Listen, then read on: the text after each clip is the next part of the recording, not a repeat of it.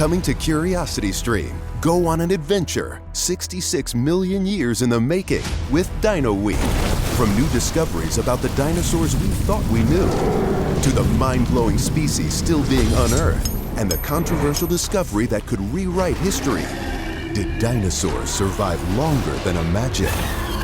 Dino Week on Curiosity Stream. And with monthly, annual, and bundled pricing plans, find the one that works for you at curiositystream.com. Let's face it, most people aren't making massive turkey feasts on the regular, and after 364 days of not thinking about it, it can be hard to get that bird just right. That's where Instacart, the holiday rescue app, comes in. From getting all the ingredients to prep a full seasonal spread to getting last-minute swaps in a turkey emergency, Instacart has everything a holiday host needs to save face and save dinner. And right now, if you download Instacart, you get free delivery on your first 3 orders and delivery in as fast as 1 hour. Offer valid for a limited time. $10 minimum per order. Additional terms apply.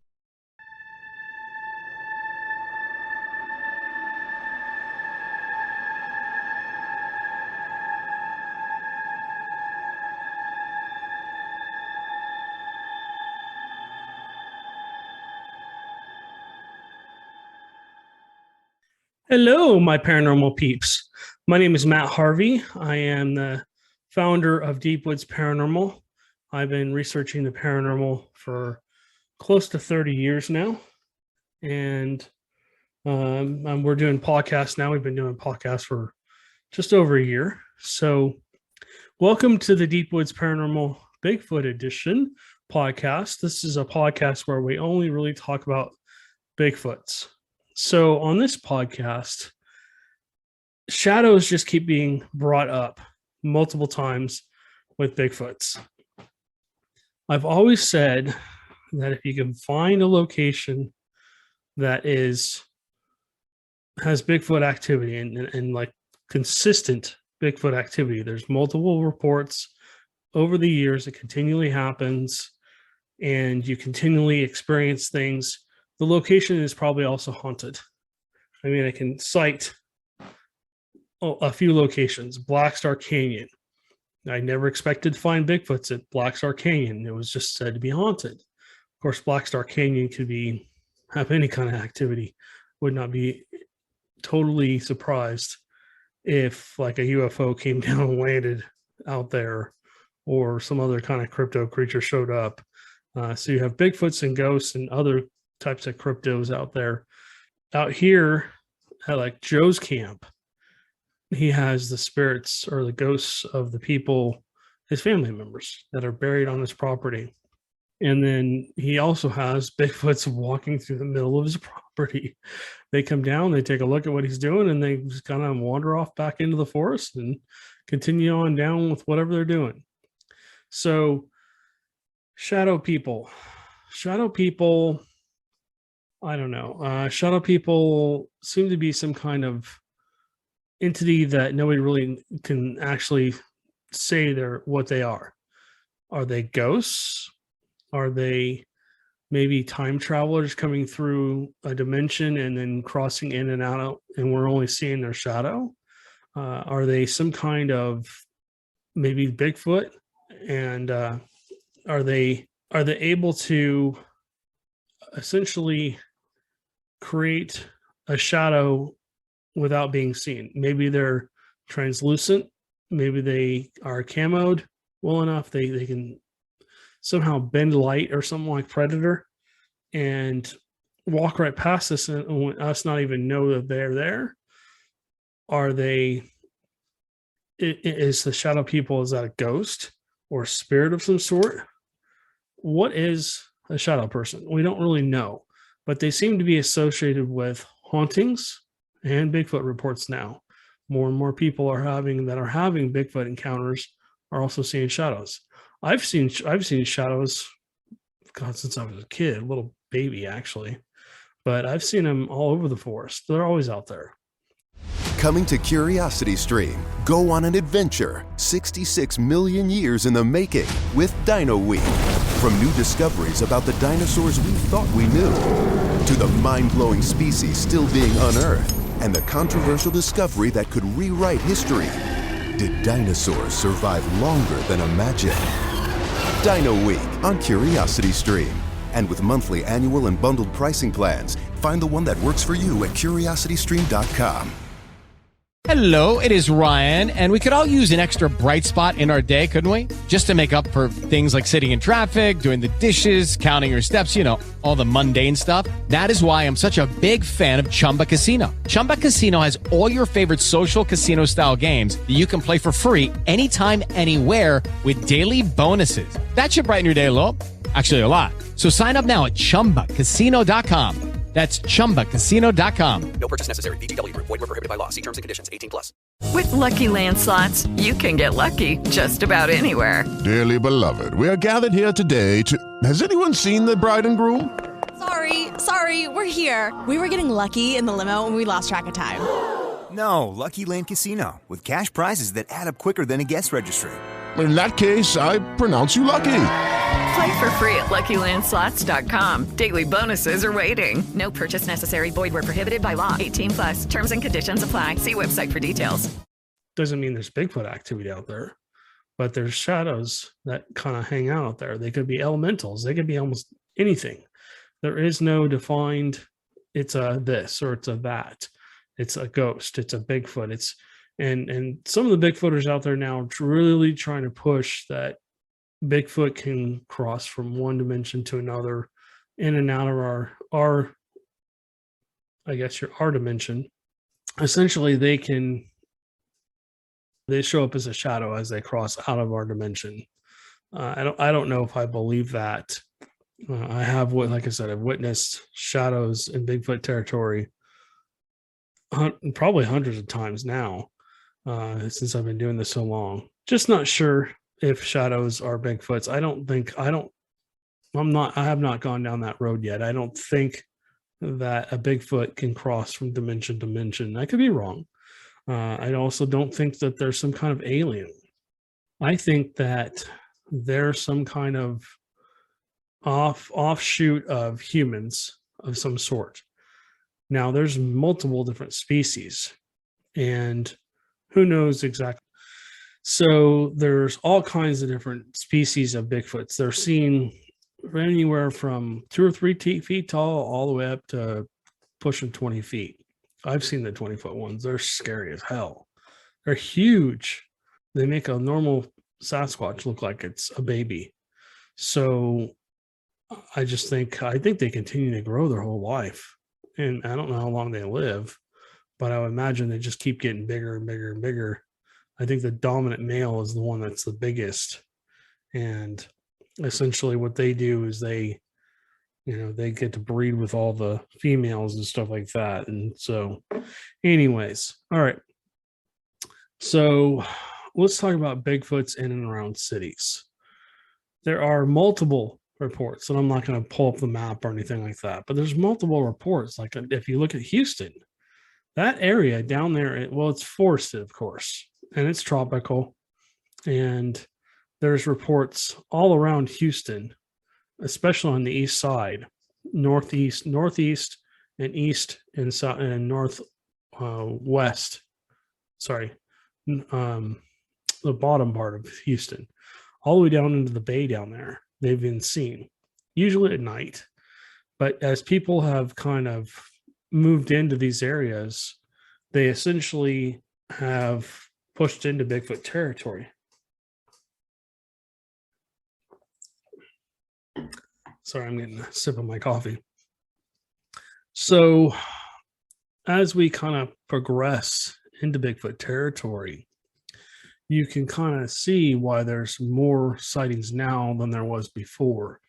And a lot of the sightings that happened back in the day, if you look back into the 1800s or when man was officially first here, maybe I should say the white man, Indians have a long history of seeing these creatures. They're in their cave art. They're on totem poles, they're on everything. And the native people talk about them very sparsely, if you can get them to talk about it. But I'm sure everybody's seen shows. If you're watching this or listening to this, you probably have seen, at least one show where Native Americans talked about the history between them and Bigfoots. So I do believe they are in around cities. I mean, look at Black Star Canyon.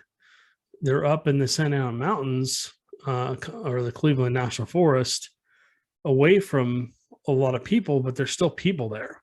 And I'm surprised that more people don't experience them out there, because they are elusive. They're smart enough to stay away from people, thank God. But I don't know. I just don't think that they care that people see them every once in a while. I think they're curious. They come down, they get seen, they're like, okay, I'm out, and they take off. As long as they don't feel threatened, they essentially will move out of that area. So there's a little town called Bastrop down here. Now, I am a driver now. I'm a professional driver. I drive mainly at night, anywhere from, I drive anywhere from noon all the way up to like 10 o'clock the next morning sometimes. And I essentially have been in and around Bastrop. It's a very forested area. It's a very protected area. It's an up and growing area. And there's just not thousands, there's hundreds of deer down there all along the 21. And as you go down through that area, it's actually like a forested area, like an old pine forest. I know there was a fire recently, but the area I'm talking about, I've researched 3 times. There's a campground there and stuff like that, but these Bigfoots seem to be in and around this area. They don't seem to care that people are there. They seem to be very elusive, which is good. I don't think a lot of people realize maybe what they're seeing or hearing in this area. I've never heard a scream. I've heard a whoop, and I think I got it on camera. You can go back to our YouTube channel and look that up. Go to Bastrop. During the nighttime investigation, we heard a whoop. We also heard what sounded like a large rock being thrown into the river next to where we were. And also, I got growled at a couple times when I got too close. But these were just juveniles. These were only 6-7 feet tall. They weren't much taller than me, if they were any taller than me. And they were about my shape and size. I mean, they were not, they were not a 10-foot Bigfoot or bigger. Now, that said, it just makes me wonder if mom and dad are hiding out there somewhere too. The whole area, I mean, it's a easy area to hunt. I mean, I could walk down to a deer and grab it by its head or whatever and kill it. So I would imagine these Bigfoots, if they're living there, the other side of the river seems to be very secluded. There's nothing there. There's just open forest. And then around, excuse me, I got a kitty here. And then around that area, there are homes. It's a small little town, but there are lots of forested areas up there too. I mean, deer. I was driving up the little windy road up to the top of that road about a mile up, and there was just deer everywhere. I was having to go super slow because I was not wanting to hit one. So, yeah, I mean, there's a food source there for them, for sure. Where we investigate, hi, man, I've got a kitty wanting attention. So where we've been investigating, it's about a mile long area, and there's vines, there's all kinds of natural blinds. I could stand behind there with people walking by and nobody would ever see me. So I don't know why they're there. Maybe they feel like it's a safe area. Supposedly Bigfoots can swim. So maybe they're cruising across the river during the day and hanging out over there and then swimming back across over the night. It's not very far across. It's maybe 10, 15 feet wide, the river area. And it's been full recently because we had been getting a lot of rain. But now I haven't been down there in 3 or 4 months. So I imagine it's pretty low. I would imagine they could probably walk down the one slope and across that little river and then walk back up the other side without an issue. So anyways, I do believe we're going to be heading back to Bastrop here shortly. I'm not going to tell you exactly the location because I don't want a bunch of Bigfoot hunters down there ruining it for the rest of us. When we're there, there's no tree knocking. There's no screams or howls. We don't do any of that. We just basically observe. We kind of walk up and down the trail, walk off the trail to see things. We found footprints and all this other stuff. And I've had, I think, 3 sightings, if I can remember right, down there, where I could say that it couldn't be anything else but a Bigfoot. I mean, that last one, it was covered with mud because it had just been pouring rain. I wonder if it fell or something in the mud. There was just mud everywhere down there. The river had overflowed. Some trees were down. Now, I think the tree that was down, it was laying across the hiking trail, and it looked like something had just pushed this tree right over. So who knows? I mean, I can't claim it to be a Bigfoot, but it was interesting. Let's put it that way. That was blocking the path down there, so you couldn't get down there. And the more I kind of looked around, we weren't finding any tree bends, but we did see, like I said, natural blinds. And I think that they're using that as cover because you can walk right by them and not even know they're there. So stay tuned for the Bastrop investigation coming up soon. We'll be going out there. Maybe we'll do some live stuff again. We've done live on Facebook before. So, all right, guys, I'm going to go ahead and stop this recording now. I don't want to blob on too long. The last podcast went almost 15 minutes or something like that. I didn't mean for it to be that long. So you guys have a great weekend. We appreciate you. Thank you for subscribing and liking our YouTube channel and videos. And the comments are always very positive. We appreciate that too. And then if you're listening on our podcast, thank you guys so much for listening and downloading our podcast. We really appreciate it. It's very helpful. So anyways, one more thing I wanted to bring up because I've seen this comment on our YouTube channel 3 or 4 times now. Why do you guys go into the woods and make all that ruckus with the tree knocks and the screams and all that stuff?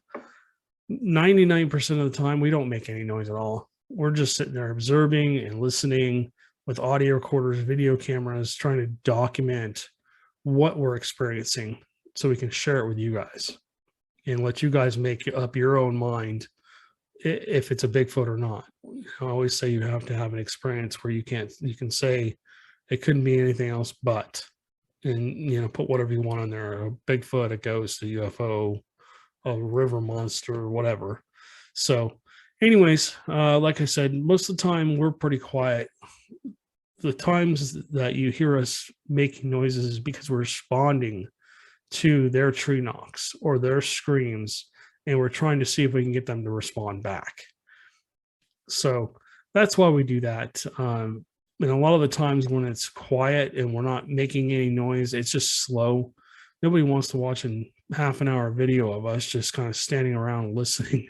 It would be boring as hell and nobody would watch it. So when we're making those knocks, when we're making the howls, when we're making the screams and stuff like that and the whoops, it's because we're responding to them or trying to get them to interact with us. Like I said, 90% of the time we don't make any noise at all. We just sit and listen, or we're visually looking for footprints or hair samples or any kind of DNA we can collect. So, all right, guys, again, you guys have a great weekend. Thank you guys so much for your support. We really appreciate it. And you guys have a great weekend.